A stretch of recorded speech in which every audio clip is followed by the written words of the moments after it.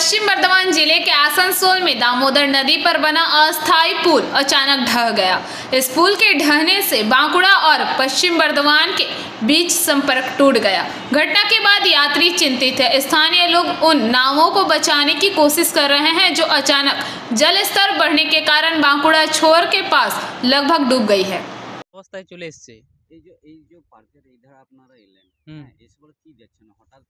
হঠাৎ দেখছি ব্রিজটা ভেঙে গেছে আর পার হওয়ার রাস্তা নাই কোথাও। তো এরকম ভাবে কি মানে যান চলাচলের কতটা অসুবিধার অনেক অনেক প্রচুর অসুবিধা। মানুষজন কাজে গিয়েছে, এবার আসতে পারবে না ঘর। এই যে এটা কখন হলো? এটা সকাল 9:30টার সময় হয়েছে। এই যে যারা ডেইলি প্যাসেঞ্জার যাওয়া আসা করে এই ধারে, এবার সকালবেলায় তো তারা তারা কাজে চলে গেছে, এবার কিসে আসবে সেটাই। কতটা অসুবিধার মধ্যে এবার আপনাদের পড়তে হচ্ছে? অনেক অসুবিধা। কিছুদিন আগেও তো আপনাদের আবার একবার হয়েছিল, আবার ভেঙে গেছিল ব্রিজটা, তাই সে মানুষকে অসুবিধার মধ্যে পড়তে হচ্ছে। তো এবার কোনটা দিয়ে যাবেন?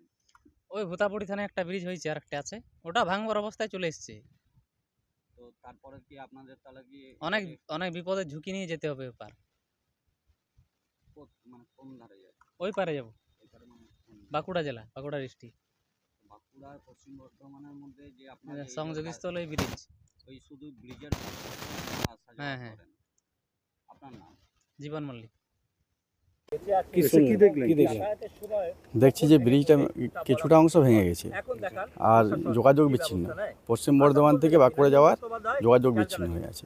আপনি কোথা থেকে এসেছিলেন? আমি আসছিলাম পশ্চিম বর্ধমান থেকে বানপুর, আর যেতাম বাঁকুড়া সালতোড়া। কি হলো, কি দেখলেন?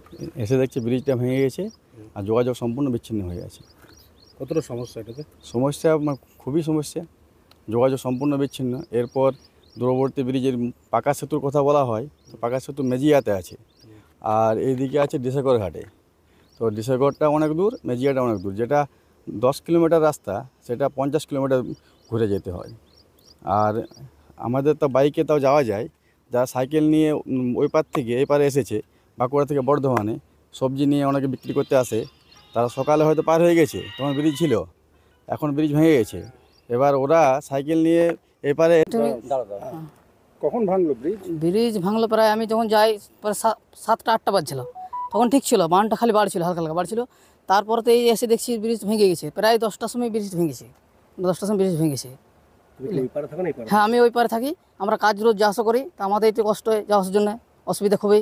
ব্রিজ ভেঙে গেল, এখন কীভাবে যাবে? এখন তো এটা দেখছি কি করা যায়, না হলে নৌকা চললে ভালো, না হলে এধারে থাকতে হবে কোনখানে থাকতে। এটা সমস্যা, আমাদের অসুবিধা এটাই।